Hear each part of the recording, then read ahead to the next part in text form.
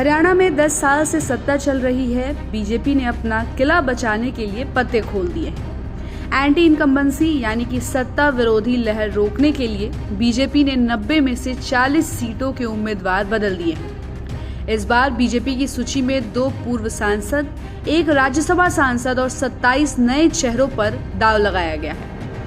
वहीं जाटों की चौधरी में अब तक नॉन जाट पॉलिटिक्स और ओबीसी कार्ड को अपनाने वाली बीजेपी ने अपने 3 मंत्रियों समेत 9 विधायकों का पत्ता काट दिया है। इस तरह से बीजेपी ने तमाम अटकलों के बीच अपनी चौंकाने वाली सूची जारी करते हुए स्पेशल 67 कैंडिडेट्स का ऐलान कर दिया है। लिस्ट के हिसाब से 8 मंत्रियों को दोबारा टिकट मिला है और 30% नए चेहरे हैं। लिस्ट में 8 महिलाएं भी हैं और अगर अब हरियाणा की सियासत पर नजर डाले तो मुख्यमंत्री नायब सिंह सैनी 4 दिन पहले तक कह रहे थे कि वो करनाल से ही चुनाव लड़ेंगे, लेकिन उनकी खुद की ही सीट बदल दी गई।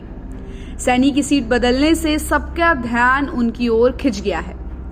बता दें कि सैनी करनाल से विधायक हैं, लेकिन उन्हें लाडवा से टिकट मिला है। लाडवा कुरुक्षेत्र लोकसभा में लगती है। यहाँ पर बीजेपी की इस पॉलिटिकल सिचुएशन को ध्यान से समझना जरूरी होगा। लाडवा विधानसभा सीट फिलहाल कांग्रेस के पास है और वहां के मौजूदा एमएलए मेवा सिंह यहां कांग्रेस की जीत रिपीट जैसा नारा लगा रहे थे। ऐसे में मामले की गंभीरता को समझते हुए बीजेपी ने यहां से किसी छोटे मोटे नेता को न लड़ाने की बजाय बड़े चेहरे को मैदान में उतारने का फैसला किया है। पूर्व सांसद सुनीता दुग्गल का टिकट पार्टी ने लोकसभा चुनावों में काट दिया था और उन्हें अब पार्टी ने विधायक बनने का मौका दिया है। अनिल विज को फिर अंबाला से बनाया गया है और बीते 5 साल से खबरें चल रही थी कि विज पार्टी से खफा हैं।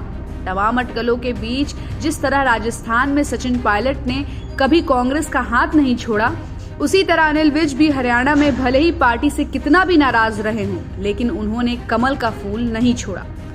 अब कांग्रेस ने बीजेपी पर आरोप लगाया है कि जाट लैंड कहे जाने वाले हरियाणा में बीजेपी ने अपने फायदे के लिए नॉन जाट पॉलिटिक्स पर फोकस किया है। वहीं इन आरोपों से किनारा करते हुए बीजेपी की पहली लिस्ट में जाट और ओबीसी समाज दोनों को बराबरी का मौका दिया गया है। बीजेपी ने जाट और ओबीसी समाज के 11 उम्मीदवारों को मौका दिया है। इसके साथ ही ब्राह्मण और पंजाबी समुदाय के 9 प्रत्याशियों को टिकट मिला है और लिस्ट में 8 महिलाओं को उम्मीदवार घोषित किया गया है। पार्टी ने वैश्य समाज के 5, राजपूत के 2 और बिश्नोई समाज के 2 उम्मीदवारों को भी टिकट दिया है। इसके साथ ही 2024 के लोकसभा चुनाव में 5 सीटों के नुकसान को ध्यान में रखते हुए बीजेपी ने कई मौजूदा विधायकों का टिकट काटने में देर नहीं लगाई। पहली सूची के मुताबिक बीजेपी ने मौजूदा 9 विधायकों का टिकट काट दिया।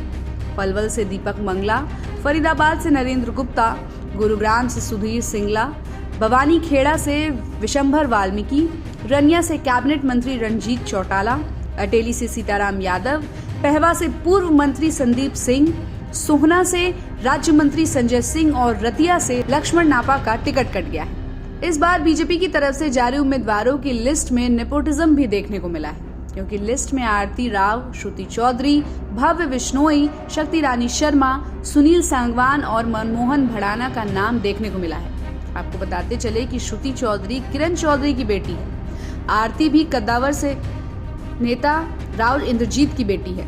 शक्ति रानी शर्मा विनोद शर्मा की पत्नी है। सुनील सांगवान सतपाल सांगवान के बेटे हैं और मनमोहन भड़ाना करतार भड़ाना के सुपुत्र हैं। वहीं इन सियासी परिवारों का अपने अपने इलाकों में अच्छा प्रभाव और जातिगत वोट बैंकों पर अच्छी पकड़ और दबदबा के चलते इन्हें चुनावी मैदान में उतारा गया है। तो बीजेपी की इस रणनीति से हरियाणा विधानसभा चुनाव पर क्या असर दिखेगा, ये तो परिणाम आने के बाद ही पता चलेगा।